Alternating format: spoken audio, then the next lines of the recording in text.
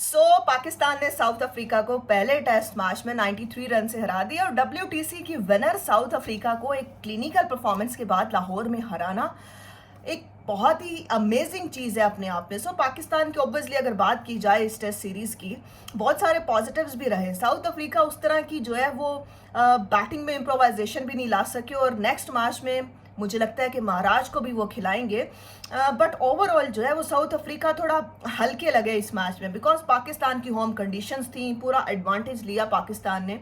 और फिर जो है वो स्पिन ट्रैक बनाए हुए थे, नोमान अली का एक और 10 विकेट्स का हॉल। फिर शाहीन अफरीदी ने सेकंड इनिंग्स में बहुत ही इंप्रेसिव बॉलिंग की, 4 विकेट्स हासिल किए। और पहले इनिंग्स में जो पाकिस्तान की परफॉर्मेंस थी वो असल में इस मैच का जो है वो टॉन सेट कर गई, जहाँ पे 93 रन की इनिंग्स आगा ने खेली, 93 रन की इनिंग्स जो है वो इमाम ने खेली, अपनी फॉर्म को कैरी आउट किया। बट सेकंड इनिंग्स में थोड़ा सा जो है वो लड़खड़ाई पाकिस्तान टीम की बैटिंग, और जो कलैप्स था वो मुझे लगता है नेचुरल है, वो वनडे हो T20 हो, बिकॉज पहली इनिंग्स में भी टेल जो थी वो 16-17 रन के अंदर आउट हो गई और सेकंड इनिंग्स में भी जो 4-5 विकेट थे वो 17 रन के मार्जिन से गिर गए। ये कोलैप्स करने वाली जो चीज़ है, इस पे पाकिस्तान टीम को काम करना है, बिकॉज WTC का साइकिल शुरू हो चुका है, उसके बाद जो है वो T20 वर्ल्ड कप भी है। ये चीज़ें हैं जो पाकिस्तान को अभी भी जो है वो सेटल डाउन करनी है। बट पाकिस्तान की स्पिनर्स को इसका पूरा क्रेडिट जाएगा, स्पेशली नोमान अली जो अनदर 10 विकेट्स का हॉल उन्होंने हासिल किया, 6 आउट किए फर्स्ट इनिंग्स में और 4 आउट किए जो है इस इनिंग्स में। एक इम्प्रेसिव जो था वो उनका रोल रहा।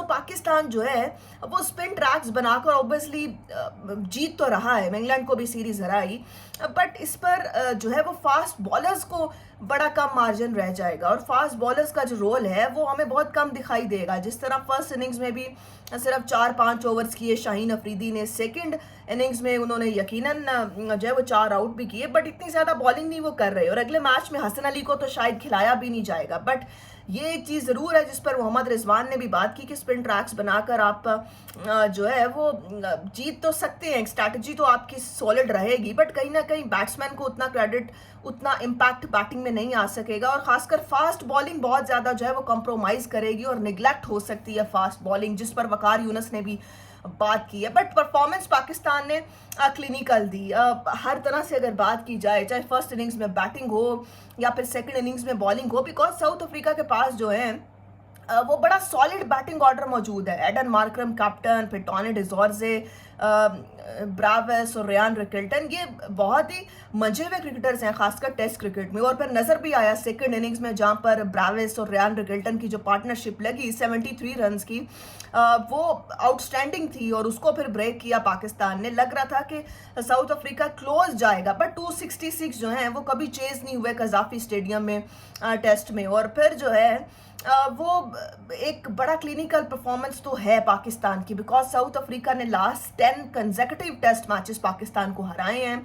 बट यहाँ आकर मुझे लगता है कंडीशंस को उस तरह से वो यूटिलाइज नहीं कर सके, बिकॉज अगले मैच में वो महाराज को भी खिलाएंगे और एडन मार्करम की फॉर्म चाहिए होगी साउथ अफ्रीका को टेस्ट सीरीज में कम बैक करने के लिए। अगले टेस्ट मैच में मुझे लगता है साउथ अफ्रीका की स्ट्रैटेजी ज़्यादा जो है वो डिफरेंट होगी। ये मैच ऑब्वियसली पाकिस्तान जीत गया, बहुत सारे पॉजिटिव्स हैं, स्पेशली बैटिंग की अगर बात की जाए तो इमामुल हक ने जिस तरह की बैटिंग की, जो एक इम्पैक्ट शो किया, एक लंबे कमबैक के बाद आए काउंटी की फॉर्म लेकर जो है उन्होंने जिस तरह का कॉन्फिडेंस शो किया वो आउटस्टैंडिंग था। बिकॉज जब चैंपियंस ट्रॉफी में वो आए थे तो बड़ा एक जो है वो डिसअपॉइंट किया था उन्होंने अपनी परफॉर्मेंस से। और फिर आगा ने जो खेली इनिंग्स खेली 93 रन की, वो बहुत आउट क्लास थी और उन्होंने शो किया कि वो क्यों इस वक्त पाकिस्तान के सबसे इंपॉर्टेंट प्लेयर हैं टेस्ट में।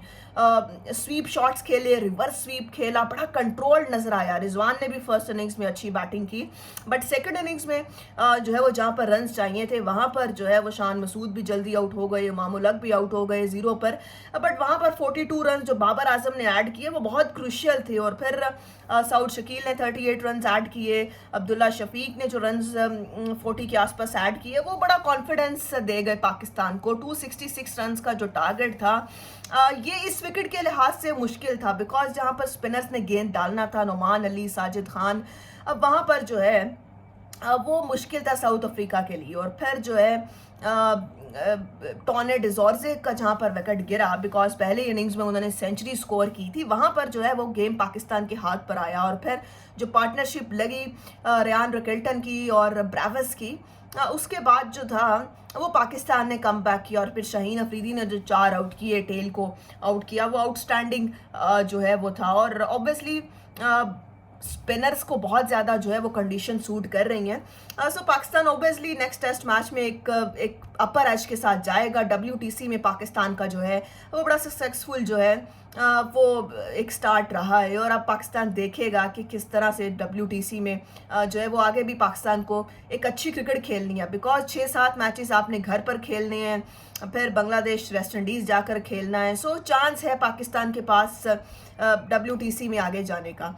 बट एक जो फैक्टर है कि पाकिस्तान को आई थिंक कि हसन अली की जगह अबरार अहमद के साथ नेक्स्ट टेस्ट मैच में जाना पड़ेगा, बिकॉज साजिद खान उस तरह से उनको जो है वो यूटिलाइज नहीं किया जा रहा। सेकंड इनिंग्स में भी उन्होंने जितने नोमान अली ने ओवर किए उससे आधे ओवर जो है वो शान मसूद ने साजिद खान से करवाए। शायद उतना कॉन्फिडेंस नहीं था, एक ब्रेक के बाद आ रहे थे, इतनी क्रिकेट नहीं खेले साजिद खान, बट शायद मुझे लगता है कि उतना जो है वो कॉन्फिडेंस शो नहीं किया शान मसूद ने साजिद खान पे जितना नोमान अली पे किया। बट स्पिनर्स का रोल आउटस्टैंडिंग था, स्पेशली नोमान अली 10 विकेट्स का जो हॉल उन्होंने हासिल किया। फिर शाहीन अफरीदी ने भी अमेजिंग रोल प्ले किया सेकेंड इनिंग्स में।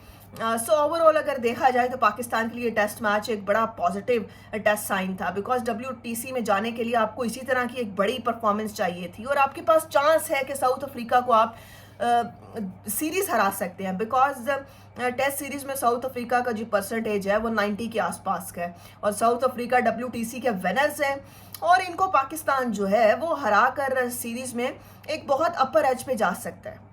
बट अभी भी कुछ चीज़ें ऐसी हैं जिनको पाकिस्तान को ठीक करना है, खासकर जो कोलैप्स बैटिंग में देखने को मिलता है, चाहे टेस्ट हो, वनडे हो या T20 हो, उसको सेटल डाउन करने की ज़रूरत है। बिकॉज ये जो कोलैप्स है, अगर आप 2 दिन बहुत अच्छी बैटिंग कर गए या फिर वनडे में 40 ओवर्स अच्छी बैटिंग कर गए या T20 में आधे ओवर्स अच्छी बैटिंग कर गए, कोलैप्स आपको जो है वो दोबारा खड़ा नहीं होने देगा। कोलैप्स जो है वो ऑब्वियसली हमने एशिया कप में भी देखा कि कोलैप्स ने पाकिस्तान को जो है वो मैच से बाहर कर दिया।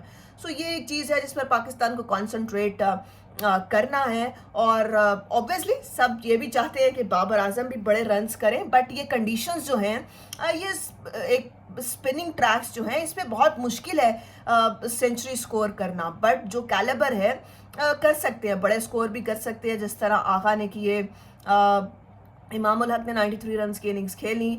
सो उसी तरह से मुझे लगता है कि बाबर का कॉन्फिडेंस ऑब्वियसली गेन होगा। ये जो 42 रन्स उन्होंने सेकंड इनिंग्स में किए, ये इनकी बहुत इंपॉर्टेंस थी। इनकी इंपॉर्टेंस उतनी ही थी जितने 80-90 रन्स की इंपॉर्टेंस होती है। सो ऑब्वियसली फैंस को बाबर आजम के रन्स भी चाहिए, बट एक अच्छा स्टार्ट रहा पाकिस्तान का WTC के इस सर्कल का। और पाकिस्तान ऑब्वियसली अब इसी स्ट्रैटेजी को, इसी परफॉर्मेंस, इसी कॉन्फिडेंस को नेक्स्ट मैच में जो है वो कंटिन्यू करेगा। But south Africa different strategy के साथ आएगा, सेकेंड मैच में महाराज को खिलाएंगे और अपनी बैटिंग पर काम करके आएंगे। सो बड़ा टफ टाइम जो है वो साउथ अफ्रीका अगले मैच में पाकिस्तान को दे सकते हैं।